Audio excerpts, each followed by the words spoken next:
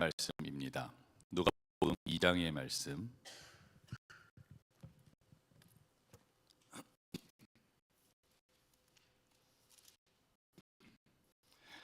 신약성경 누가복음 2장 41절부터 52절까지의 말씀입니다.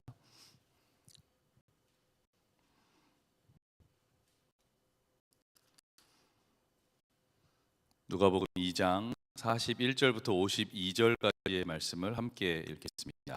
시작. 예수의 부모는 해마다 6월절에 예루살렘으로 갔다. 예수가 12살이 되는 해에도 그들은 절기 관습을 따라 6월절을 지키러 예루살렘에 올라갔다.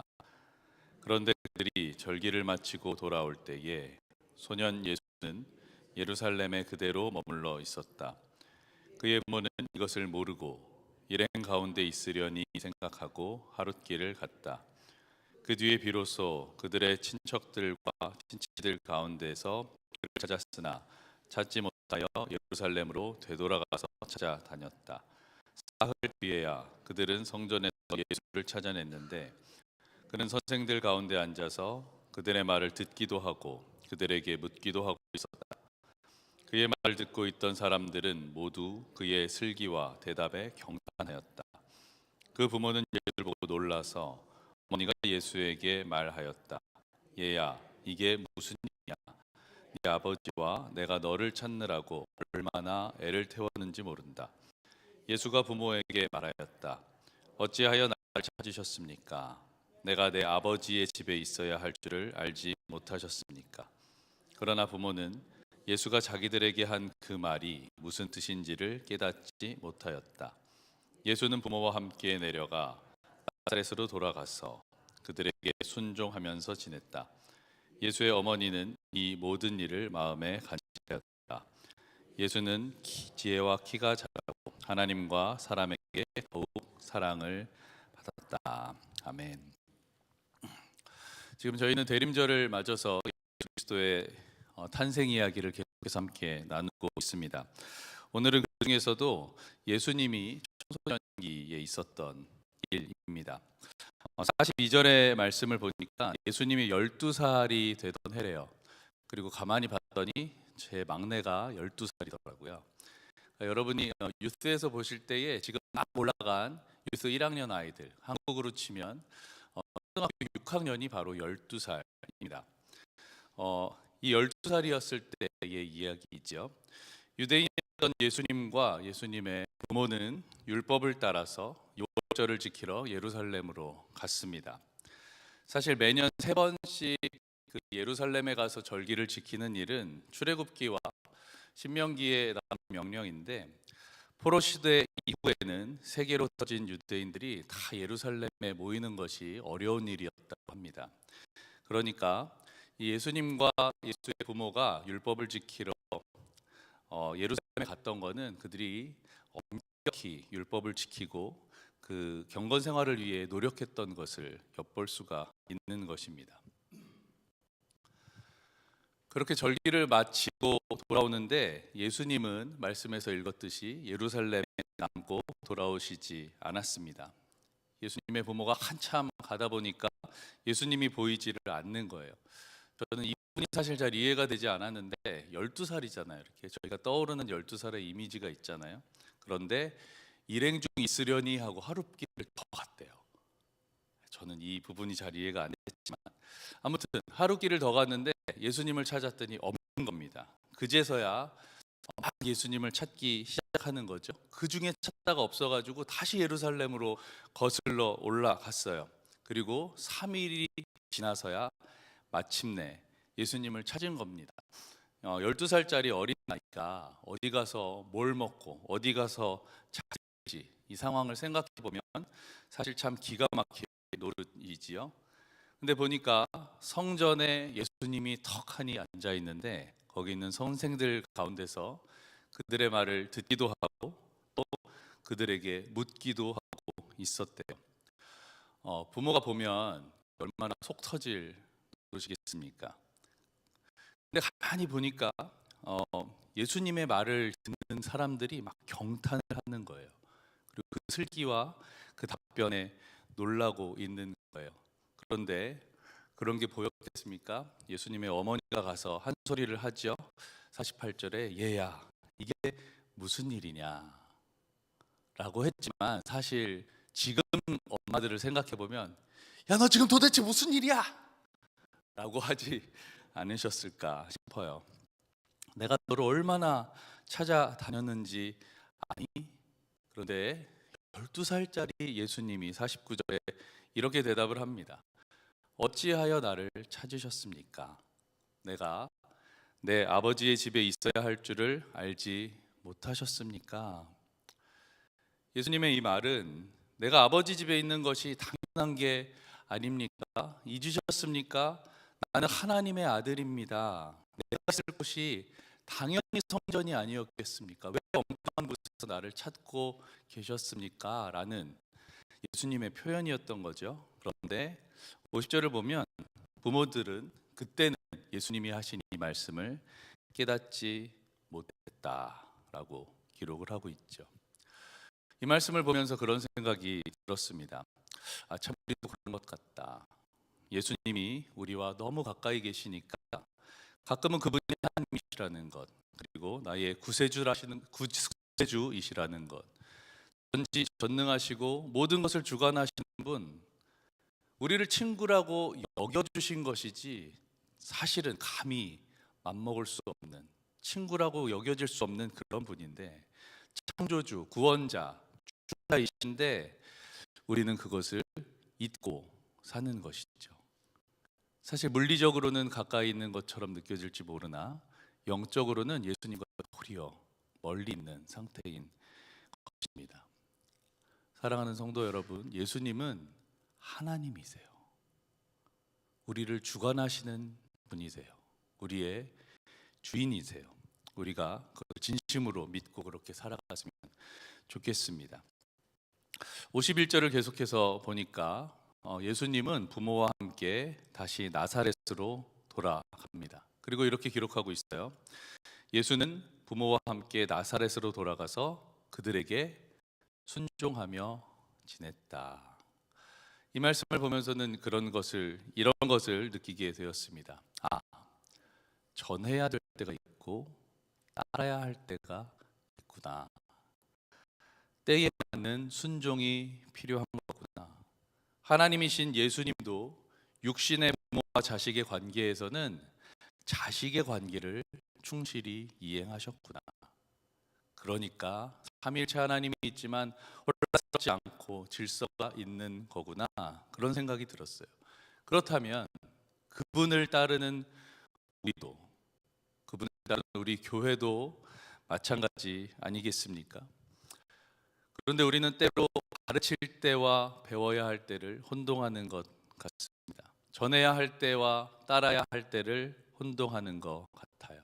때로는 우리가 무지해서, 그리고 때로는 우리의 믿음의 눈으로 그 상황을 분별하지 못해서, 때로는 내 기분과 내 생각에 사로잡혀서 옳고 그름을 분별하지 못하기도 하고, 또 어떨 때는 옳은 줄을 알면서도 내 감정이 허락하지 않으니까 고개를 돌려버리기도 하죠.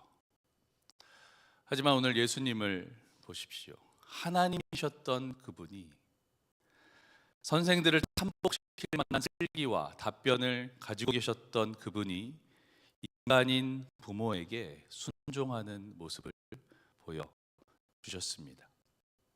그 다음 말씀을 보니까 예수의 어머니는 이 모든 일을 마음에 간직하였다 라고 기록합니다. 다 보고 있었던 거죠. 이제 깨닫고 있었던 것입니다.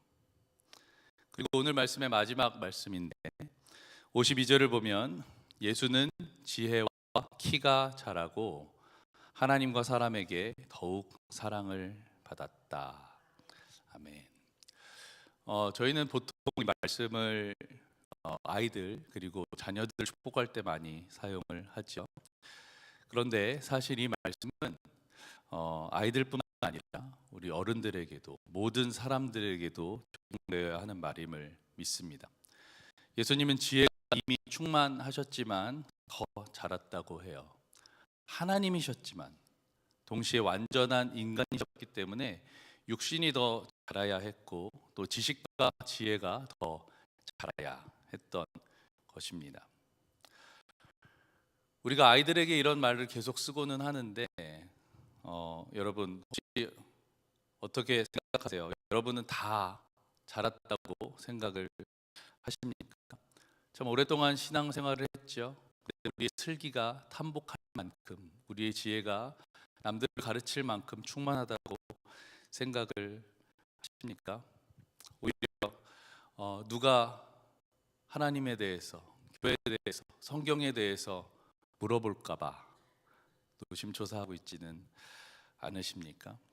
만약 그렇다면 우리는 아직 아이인 것이죠.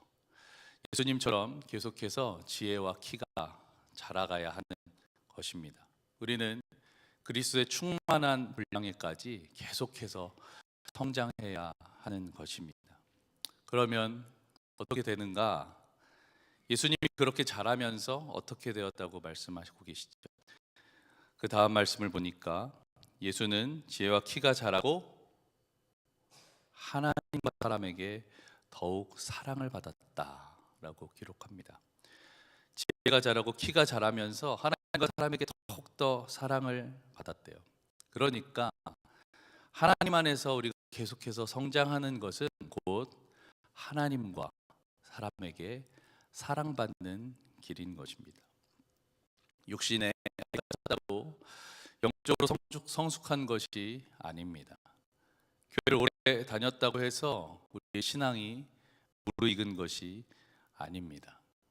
여러분, 성장이 멈추면 미워집니다. 그리고 여러분, 새신자들이 돌아오고 또 믿지 않는 사람들이 하나님 앞에서 변화되는 모습을 보고 우리가 기쁨을 누리지 않습니까? 특별히 우리 신앙인들은, 그리스도인들은 뭐니 해도 변하는 맛이 있어야 되는 것입니다. 바로 우리가 계속해서 성장하는 것이 하나님과 사람들에게 사랑받는 길인 것이죠. 사랑하는 성도 여러분, 오늘 이 말씀을 통해서 우리가 두 가지를 나눴습니다. 첫 번째로는 우리가 가르칠 때와 배울 때를 잘 구분하자, 때에 맞게 순종하자라는 것입니다. 그래서 우리의 신앙뿐만 아니라 우리 교회의 질서를 세워가고 우리의 신앙의 균형을 잘 잡아갈 수 있는 저와 여러분이 되었으면 좋겠습니다. 두 번째로는 예수님은 이미 슬기가 충만하셨지만 계속해서 키와 지혜가 자라가면서 하나님과 사람들에게 사랑을 받으셨다라는 것입니다. 그것처럼 우리도 계속해서 성장하여서 우리는 다 안다, 나는 이미 믿을 만큼 믿었다, 내가 이렇게 신앙생활했다라고 가만히 있는 것이 아니라 계속해서 주님 안에 성장하여 하나님과 사람들에게 사랑받을 수 있는 저와 여러분이 되시기를 예수님의 이름으로 축원합니다. 아멘. 함께 기도하겠습니다. 오늘 말씀을 생각하면서 함께 기도해 주시고요. 이제 내일 주일 예배가 있습니다. 내일 주일 예배에서는 특별히 온 가족 예배로 드려지는데 우리 온 교회가 하나님 앞에 나와 예수 그리스도의 나심을 기뻐하고 감사하는, 하나님께서 기뻐 받으시는 예배를 주도록, 그리고 25일 예배에서는 우리 성탄절 칸타타가 있는데 또 찬양으로 하나님을 온전히 높여드릴 수 있도록 이 시간 함께 기도하겠습니다.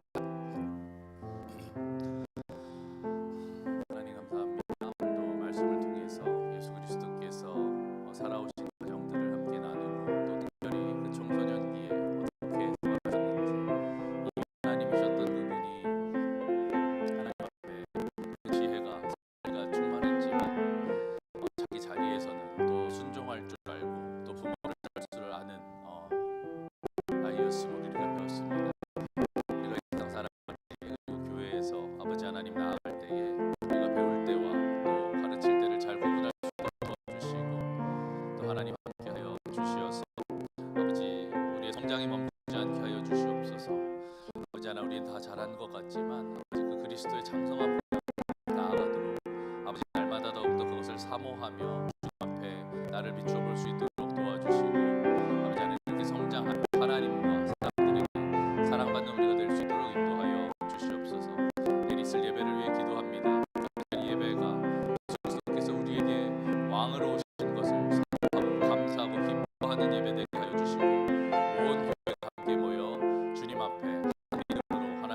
하여 주시옵소서. 아버지 하나님 성도들 가운데 또한 함께하여 주시고 아버지 하나님 간탄타로 하나님 앞에 또 온 교회가 함께 영광 올려드리도록 인도하여 주시고 붙잡아 주시옵소서.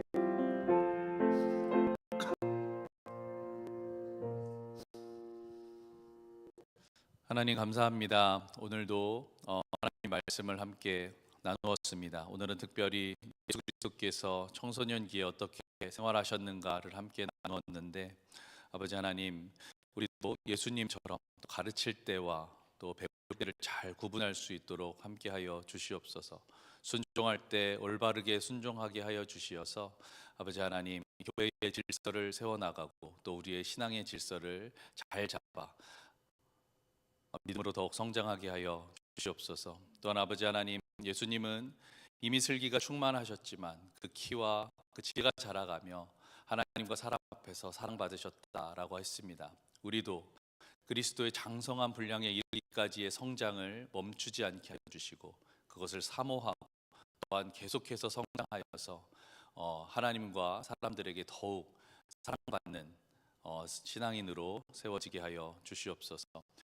아버지 하나님 주일 예배가 있습니다. 우리 온 가족이 함께 드리는 예배 가운데 함께하여 주시어서 아버지 하나님 예수 그리스도께서 이 땅에 오심에 진심으로 기뻐하고 감사하며 우리의 왕으로 오셨음을 고백하게 하여 주시고 온 교회가 한 믿음으로 예배하게 하여 주시옵소서. 성탄절에는 칸타타로 찬양합니다. 온 교회가 하나님을 기쁘게 찬양하고 하나님 앞에 홀로 영광 받으실 수 있도록 찬양하게 하여 주시옵소서. 그렇게 하실 주님을 기대하고 또한 기다리며 예수님의 이름으로 기도합니다. 아멘. 하늘에 계신 우리 아버지여, 이름이 거룩히 여김을 받으시오며 나라의 임하옵시며 뜻이 하늘에서 이룬 것 같이 땅에서도 이루어지이다. 오늘날 우리에게 일용할 양식을 주옵시고 우리가 우리에게 죄 지은 자를 사하여 준 것 같이 우리 죄를 사하여 주옵시고 우리를 시험에 들게 하지 마옵시고 다만 악에서 구하옵소서. 나라와 권세와 영광이 아버지께 영원히 있사옵나이다. 아멘.